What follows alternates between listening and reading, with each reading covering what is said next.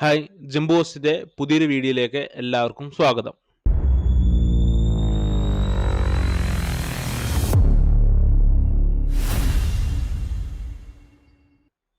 നമ്മൾ കഴിഞ്ഞ ക്ലാസ്സിൽ സ്റ്റാറ്റിക് റൂട്ടിംഗ് നമ്മൾ കംപ്ലീറ്റ് ആയിട്ട് ചെയ്തിരുന്നു. നമ്മൾ പറഞ്ഞിരുന്നു 3 വിധത്തിലാണ് റൂട്ടിംഗ് ഉള്ളത്. ഒന്നാമത്തത് സ്റ്റാറ്റിക് റൂട്ടിംഗ് ആണ്. രണ്ടാമതായിട്ട് നമ്മൾ പഠിക്കാൻ പോകുന്നത് ഡിഫാൾട്ട് റൂട്ടിംഗ് ആണ്. മൂന്നാമതായിട്ടുള്ളത് ഡൈനാമിക് റൂട്ടിംഗ് ആണ്. അപ്പോൾ സ്റ്റാറ്റിക് റൂട്ടിംഗ് നമ്മുടെ കഴിഞ്ഞു. അത് റിമൂവ് ചെയ്യുന്നത് എങ്ങനെയാണെന്ന് നോക്കി, ചെക്ക് ചെയ്യുന്നത് നോക്കി, കമ്മ്യൂണിക്കേഷൻ നടക്കുന്നുണ്ടോ എന്നൊക്കെ നോക്കി. അപ്പം അതേ ലാബാണ് ഞാനിവിടെ എടുത്തു വെച്ചിരിക്കുന്നത്. ഞാൻ ഇപ്പം നിലവിൽ ഇതിൽ സ്റ്റാറ്റിക് റൂട്ടിംഗ് എല്ലാത്തിൽ നിന്നും റിമൂവ് ചെയ്തു. നമ്മളിനി ചെയ്യാൻ പോകുന്നത് ഡിഫാൾട്ട് റൂട്ടിംഗ് ആണ്. സ്റ്റാറ്റിക് റൂട്ടിങ്ങിനെ കുറിച്ച് പറയുമ്പോൾ സ്റ്റാറ്റിക് റൂട്ടിംഗ് എന്ന് പറയുന്നത് വളരെയധികം സെക്യൂർ ആയിട്ടുള്ള റൂട്ടിംഗ് ആണ്. കാരണം ഡെസ്റ്റിനേഷനിലോട്ട് പോകാനുള്ള എല്ലാ റൂട്ടും നെറ്റ്വർക്ക് അഡ്മിനിസ്ട്രേറ്റർ മാനുവലായിട്ട് അതിൽ ടൈപ്പ് ചെയ്ത് കൊടുക്കുന്നുണ്ട്. അത്തരം റൂട്ടിംഗ് ആണ് നമ്മുടെ സ്റ്റാറ്റിക് റൂട്ടിംഗ് എന്ന് പറയാം. അപ്പോൾ എത്രത്തോളം റൂട്ടുകളുണ്ടോ ആ റൂട്ടുകളെല്ലാം നമ്മൾ പറഞ്ഞു കൊടുക്കുന്നുണ്ട്. ഇപ്പൊ എക്സാമ്പിൾ ആയിട്ട് ഞാൻ പറഞ്ഞിരുന്നു, നമുക്ക് ഒരു സ്ഥലത്തോട്ട് പോകാൻ ഒന്നിൽ കൂടുതൽ വഴികളുണ്ട്. അപ്പൊ ഞാൻ ഒരാളെ ഒരു സ്ഥലത്തോട്ട് പറഞ്ഞു വിടുവാണ്. അപ്പൊ ഒന്നിൽ കൂടുതൽ വഴികളുണ്ടെങ്കിൽ ആ ഒന്നിൽ കൂടുതലുള്ള എല്ലാ വഴികളും ഞാൻ അയാൾക്ക് പറഞ്ഞു കൊടുക്കുകയാണ്. അപ്പോൾ അങ്ങനെ നമ്മൾ റൂട്ടിംഗ് ചെയ്യുന്നതിനെയാണ് നമ്മൾ സ്റ്റാറ്റിക് റൂട്ടിംഗ് എന്ന് വിളിക്കുക. രണ്ടാമതായിട്ടുള്ളത് ഒട്ടും സെക്യൂർ അല്ലാത്തൊരു റൂട്ടാണ്. ഡിഫാൾട്ട് റൂട്ടിംഗ് എന്ന് പറയും. ഒട്ടും സെക്യൂർ അല്ലാത്തൊരു റൂട്ടിംഗ് ആണ്. ഈ ഡിഫാൾട്ട് റൂട്ടിങ്ങിന്റെ പ്രത്യേകത, നമ്മൾ ഇതിൽ ഡെസ്റ്റിനേഷൻ അഡ്രസ്സ് പറഞ്ഞു കൊടുക്കുന്നില്ല, ആകെ ഗേറ്റ് വേ മാത്രമാണ് പറഞ്ഞു കൊടുക്കുന്നത്. ഇപ്പൊ എനിക്ക് ഒരാളുടെ അടുത്ത് വേറൊരു സ്ഥലത്തോട്ട് പോകണം. ഇപ്പൊ ഞാൻ അയാൾക്ക് വഴി പറഞ്ഞു കൊടുക്കുകയാണ്.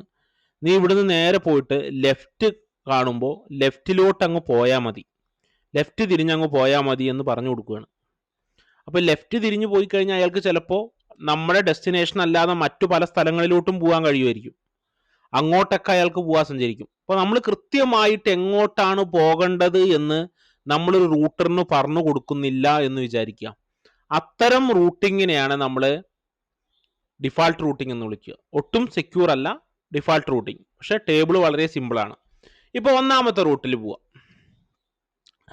ഒന്നാമത്തെ റൂട്ടിൽ പോയിട്ട് ഇവിടെ നമ്മൾ എനേബിൾ കോൺഫിഗർ ടെർമിനലിൽ പോവുക.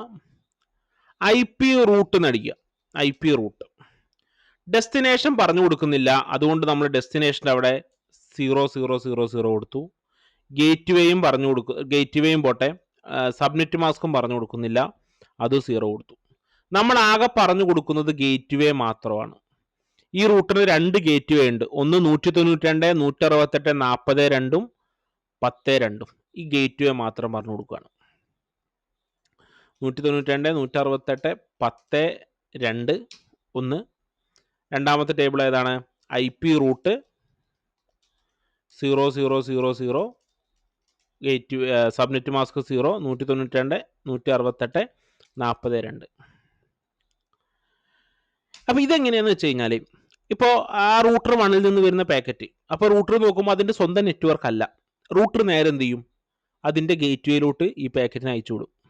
അപ്പോൾ ഗേറ്റ് വേയിൽ ഇരിക്കുന്ന റൂട്ടർ ആ റൂട്ടർ ഈ പാക്കറ്റിനെ സ്വീകരിക്കും. അവർ നോക്കും അവരുടെ സ്വന്തം നെറ്റ്വർക്ക് ആണോ എന്ന്. അല്ല. അപ്പോൾ അവർ നേരെ അവരുടെ അടുത്ത ഗേറ്റ് വേയിലോട്ട് എന്ത് ചെയ്യും? ഈ പാക്കറ്റിനെ അയച്ചു കൊടുക്കും.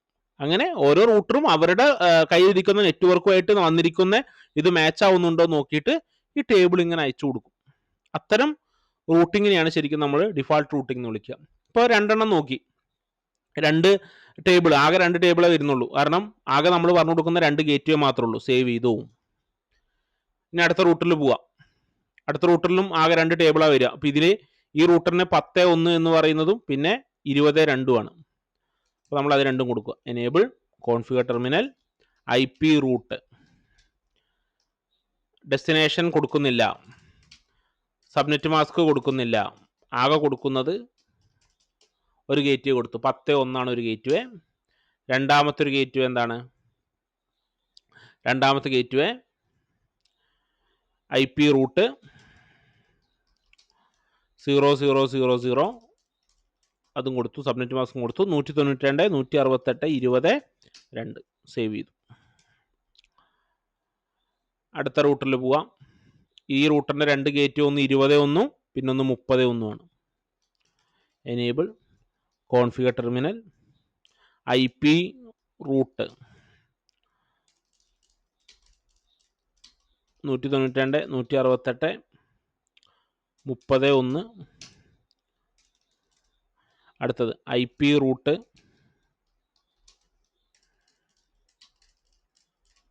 192 168 21 31 21 സേവ് ചെയ്തു. ഇനി ഈ റൂട്ടറിന്റെ ഒരു ഗേറ്റ് വേ 32 ഒരു ഗേറ്റ് വേ 41 ആണ്. Enable configure terminal IP route 0 192 168 32 IP route 41 save ചെയ്തു. ഇനി പിങ് ആവുണ്ടോ നോക്കാം നമുക്ക്. പിങ് സ്പേസ് 20001 20 പിങ് ആവുന്നുണ്ടോ നോക്കാം. 20 പിങ് ആവുന്നുണ്ട്. 30 40 പിങ് ആവുന്നുണ്ടോ നോക്കാം.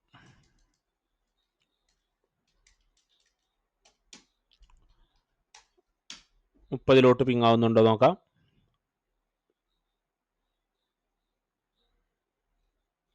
30 പിങ് ആവുന്നുണ്ട്. 40 പിങ് ആവും. ഇപ്പം എല്ലാം തമ്മിൽ എന്ത് നടക്കും? കമ്മ്യൂണിക്കേഷൻ നടക്കുന്നുണ്ട്. ഇങ്ങനെ ചെയ്യുന്നതിനെയാണ് നമ്മൾ സ്റ്റാറ്റിക് റൂട്ടിംഗ് എന്ന് വിളിക്കുന്നത്. അപ്പോൾ സ്റ്റാറ്റിക് അല്ല, ഡിഫാൾട്ട് റൂട്ടിംഗ് എന്ന് വിളിക്കുന്നത് കേട്ടോ. സ്റ്റാറ്റിക് റൂട്ടിംഗ് നമ്മൾ കൈലാസ് ചെയ്താണ്. ഇത് ഡിഫാൾട്ട് റൂട്ടിംഗ് ആണ്. ഇനി റിമൂവ് ചെയ്യണമെങ്കിൽ എങ്ങനെയാണ്? മറ്റേത് ചെയ്യുന്ന പോലെ തന്നെ. അപ്പോൾ നമുക്ക് ഷോ സ്റ്റാർട്ടപ്പ് കോൺഫിഗ് അടിച്ചാൽ മൊത്തമുള്ള കോൺഫിഗറേഷൻ കാണാൻ പറ്റും.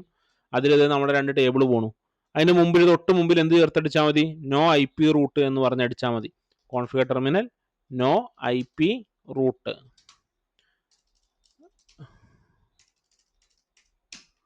സേവ് ചെയ്തു. Show startup config. ഇപ്പോൾ ഗേറ്റ് വേ കൊടുത്തിട്ടില്ല. ഗേറ്റ് വേ കൊടുത്തിട്ടില്ലെങ്കിൽ 2 ടേബിൾ ഒരുമിച്ച് പോകും. ഗേറ്റ് വേ കൊടുത്ത ആ ഒരു സിംഗിൾ ടേബിൾ മാത്രമേ പോവുള്ളൂ. Configure terminal show startup config ആദ്യം കാണിച്ചു തരാം. ഷോ സ്റ്റാർട്ടപ്പ് കോൺഫിഗ് ഇതാ 2 ടേബിൾ. ഓക്കെ, നേരെ എന്ത് ചെയ്താൽ മതി?